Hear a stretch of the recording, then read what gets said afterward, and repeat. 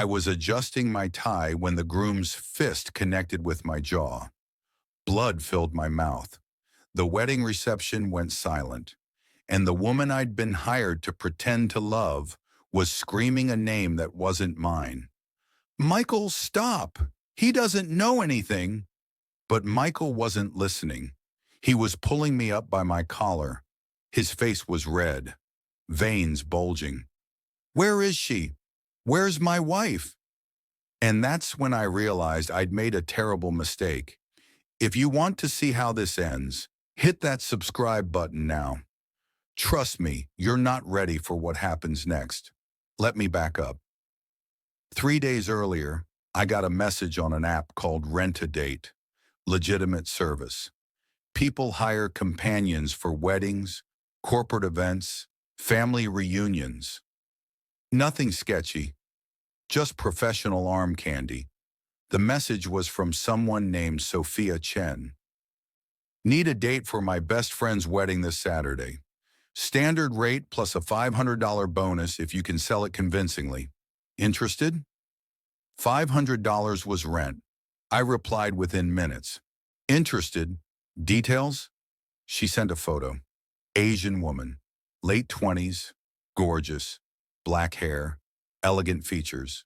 Out of my league by miles. "Wedding is at the Riverside Estate, 6 p.m. Need you to play my boyfriend of 8 months. Affectionate but classy. My family will be there. Need to prove I've moved on." Moved on from what? I didn't ask. Wasn't my business. I just needed the money. "I can do that. Send me your details. Favorite foods, hobbies, how we met. I'll study." She did. We had a phone call that lasted 2 hours. She was thorough, almost military about it. Every detail planned, every possible question anticipated. "My mother will ask how we met. Say we met at a coffee shop. I spilled my latte on you. You laughed instead of getting angry. I thought you were kind." "Got it. My brother will try to intimidate you. He's protective. Just be respectful. Don't back down, but don't be aggressive." Understood. "And if anyone asks about marriage, say we're taking it slow, not rushing, enjoying what we have." "Okay, but Sophia, why do you need a fake boyfriend? You're clearly successful, beautiful. You could have any real date you wanted." Long pause. "The groom is my ex-husband." My stomach dropped. "Wait, what?" "We were married for 3 years. Divorced 18 months ago. He's marrying my former best friend, the one getting married.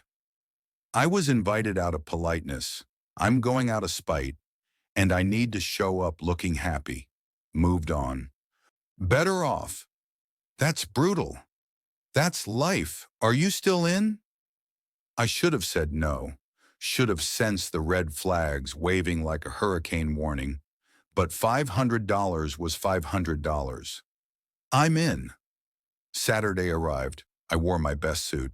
Not expensive, but decent. Rented from a place that specialized in making broke guys look respectable. Sophia picked me up. She looked stunning.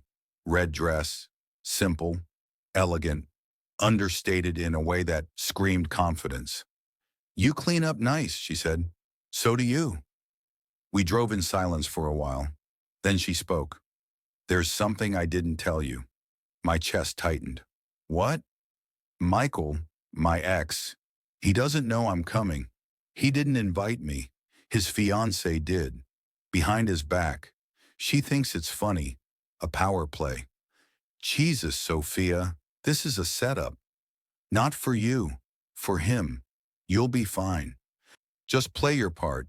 We show up. We're happy. We leave. Easy." "What if it's not easy?" "Then you earn your bonus."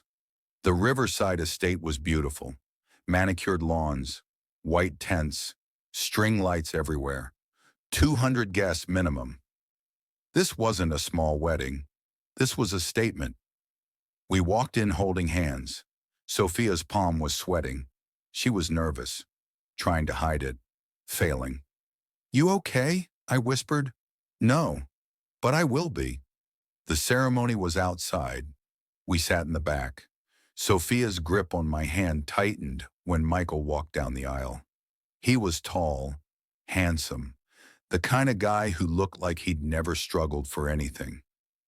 Then the bride appeared, also beautiful, blonde, smiling like she'd won the lottery. Sophia's breathing changed, faster, shallower. I squeezed her hand.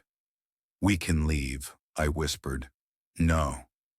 I need to do this. The ceremony was short, traditional vows. Michael's voice cracked when he said, I do. The bride's didn't. She looked triumphant. When they kissed, Sophia looked away. First time I'd seen her show real emotion. The reception was inside, a massive ballroom, open bar, live band. Everything screaming money. We found our table. Sophia's family was there. Her mother, petite, sharp eyes, immediately suspicious. Sophia, you came. And who is this? Mom, this is Alex, my boyfriend. Alex, this is my mother, Linda. I extended my hand. Linda took it, studying me, calculating. How long have you been together? 8 months, I said smoothly. We met at a coffee shop. She spilled coffee on me. I laughed. She thought I was crazy. I thought she was beautiful.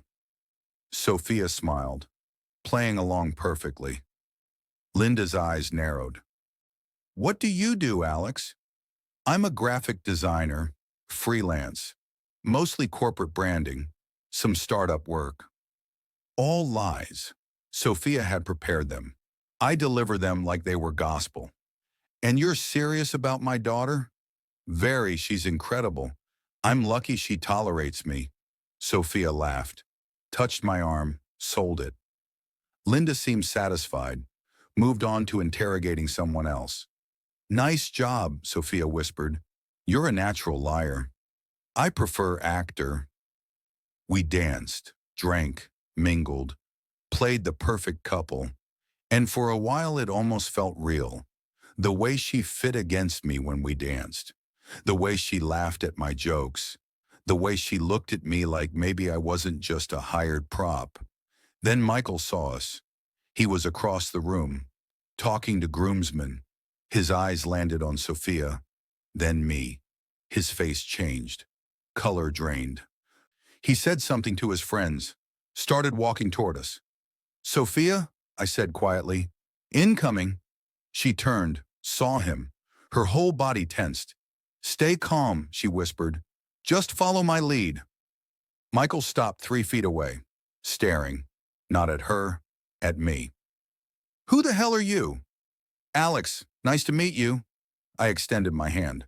He didn't take it. Sophia, what is this? This is my boyfriend. We're here for the wedding. Congratulations, by the way. Michael's jaw clenched. You brought a date to my wedding. Actually, your wife invited me. Ex-wife. Sorry, hard to keep track. Low blow. Michael's face went red. Can we talk? Alone? No. Whatever you have to say, you can say in front of Alex.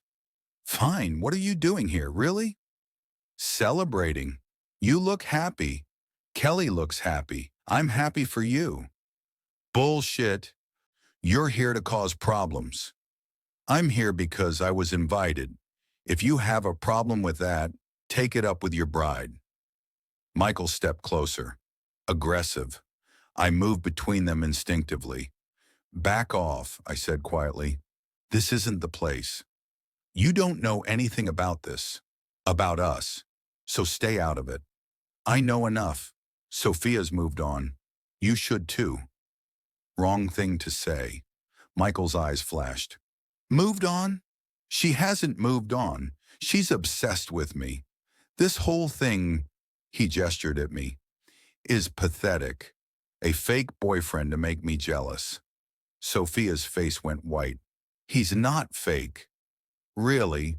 Then why did I get a call from your credit card company last week confirming a charge to rent a date? My stomach dropped. Sophia's hand found mine. squeezing, desperate. "I don't know what you're talking about," she said. "Don't lie. I still have access to our joint account, the one you forgot to close. I saw the charge. $500 to some rent-a-date service, and now suddenly you have a perfect boyfriend? Coincidence?" The people around us were staring now, whispers spreading. Sophia's mother was approaching, looking confused, concerned. "Michael, you're making a scene," Sophia said, voice shaking. "Good, because this," he pointed at me, "is fraud. You brought a paid actor to my wedding to humiliate me, to make yourself look better, and now everyone knows." "Is this true?" Sophia's mother asked. "Sophia, is he a real boyfriend, or did you hire him?" Sophia looked at me, eyes pleading, asking me to lie, to save her, to make this work. I should have played along, earned my $500 and left, but I couldn't. Because the pain in her eyes was real, and the humiliation was real, and I was part of it. "It's true," I said quietly. "She hired me. I'm sorry." Sophia's face crumpled. She turned, started to run. I grabbed her arm. "Sophia, wait." That's when Michael punched me. I went down. Hard. Blood in my mouth. People screaming. The bride was there now, looking horrified, delighted, like she'd orchestrated the whole thing. "Michael, stop," she said. But she didn't mean it. She wanted this. Wanted Sophia destroyed. Security was coming. Michael was being pulled back, still yelling. "Where is she? Where's my wife?" That stopped everyone, including the bride. "What did you just say?" Kelly asked, voice ice cold. Michael went pale, realized his mistake. "I meant ex-wife." "No, you didn't. You said wife." "Kelly, are you still married to her?" The silence was deafening. Michael's face answered before his mouth could lie. "Oh my God," Kelly whispered.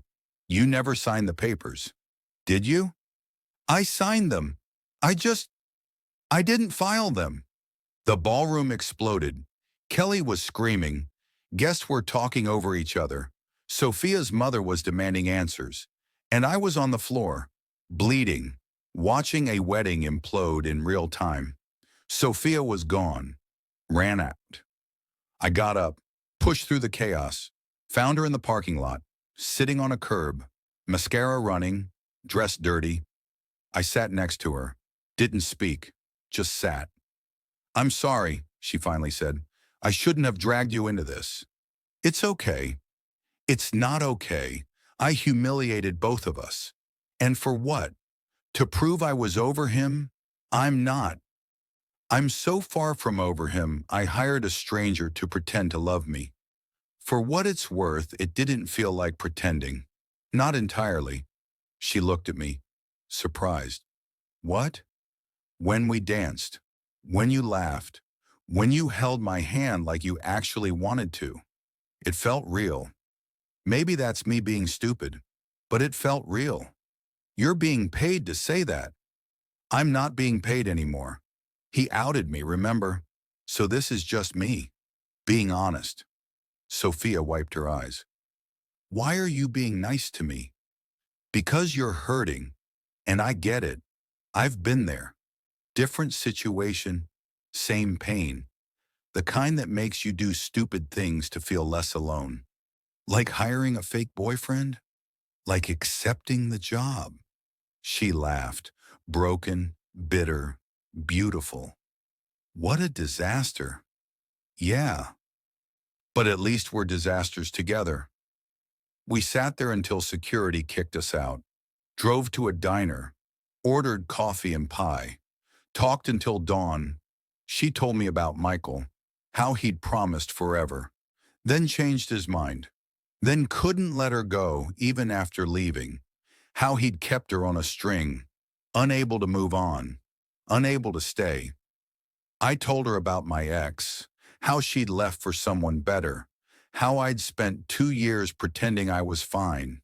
taking gigs like this because I'd forgotten how to be vulnerable for real. We're both pretty messed up, Sophia said. Yeah, but at least we're honest about it now. Is that progress? I think so. The sun came up. We paid. Stood in the parking lot. Awkward. The night was over. The fake relationship was over. No reason to stay. Thank you, Sophia said, for not abandoning me. You could have left when Michael hit you. Most people would have. I'm not most people. No, you're really not. She kissed me, soft, brief, real. That wasn't part of the contract, I said. I know. Consider it a bonus. She started to walk away. I called after her. Sophia? She turned. Can I take you to coffee? Real coffee. No spilling, no lies, just us figuring out if there's something actually here. She smiled, genuine this time. Yeah, I'd like that. 2 months later, Sophia's divorce was finalized.